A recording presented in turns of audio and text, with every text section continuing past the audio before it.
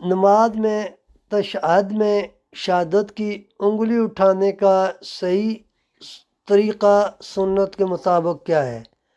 نماز پڑھتے ہوئے تشہد کے دوران شہادت کی انگلی بہت سارے لوگ اٹھاتے ہیں اور پھر اپنا حلقہ بنا لیتے ہیں انگوٹھے کا اور درمیانی انگلی کا،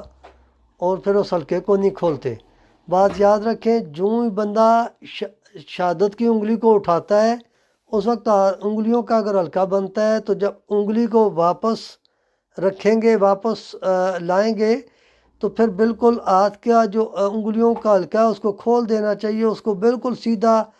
قبلہ کی طرف انگلیوں کا رخ ہونا چاہیے۔ پھر حلقہ بنا کر کے درود پاک اور دعا نہیں پڑھنی چاہیے، یعنی انگلیوں کو کھلا چھوڑ دینا چاہیے، پھر بیک ٹو نارمل ہو جانا چاہیے۔ حلقہ بنانے کی ضرورت نہیں ہے، کیونکہ انگلیوں کا قبلہ کی طرف ہونا سنت ہے، رخ ان کا ہونا